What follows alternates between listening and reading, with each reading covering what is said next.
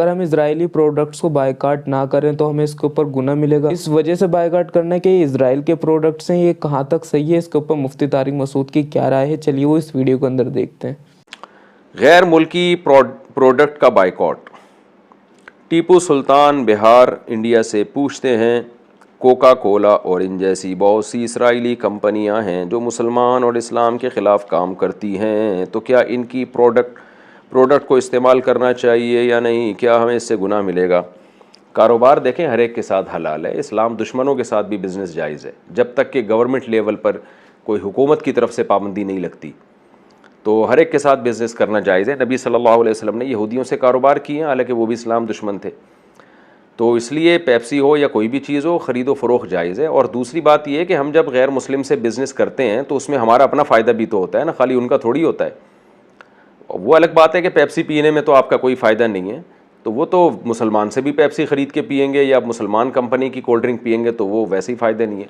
तो पेप्सी का बाइकआउट करना है तो इस बेस पे करें कि वो एसिडिटी मैदे में बढ़ा देती है, बल्कि हर कोल्ड ड्रिंक ही बढ़ाती है, उसमें शुगर लेवल बहुत ज़्यादा होता है। तो चाहे वो पेप्सी कोला हो या जमजम कोला हो या मक्का कोला हो, वो सबका फिर एक ही हुक्म है। इस बेस पे कोई बाइकआउट करे तो समझ में आता है, लेकिन इस बेस पे बाइकआउट करना कि गैर मुस्लिम की है, इसराइल की है, तो किस किस चीज़ का आप बाइकआउट करोगे?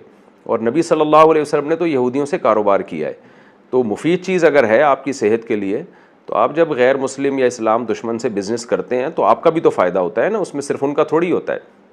अगर मुसलमान इस तरह से तिजारतें छोड़ देंगे तो अपनी तो प्रोडक्ट है नहीं मुसलमानों के पास, उनसे जो ले रहे थे वो भी छोड़ देंगे, तो आपका बिज़नेस बंद हो जाएगा, आपका बिज़नेस भी तो ठप हो जाएगा ना, आपकी दुकानें बंद हो जाएंगी। ये जो इतनी फ्रेंचाइज लोगों ने खोली हुई हैं यहाँ पर, वो तो सारे मुसलमान हैं, उनका बिज़नेस ठप हो जाएगा।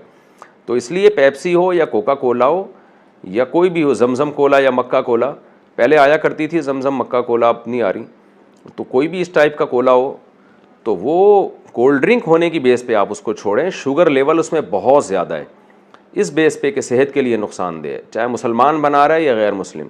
लेकिन इस बेस पे कि गैर मुस्लिम का बिज़नेस है तो वो उसमें जो हलाल है उसके साथ बिज़नेस।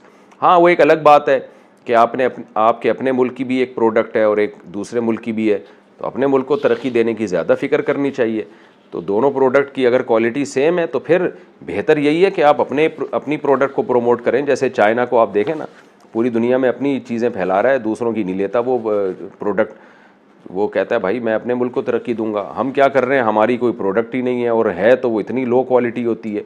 लेकिन अगर वो भी उसी लेवल की क्वालिटी है तो फिर अपने मुल्क की मईशत को तरक्की देने की कोशिश करनी चाहिए।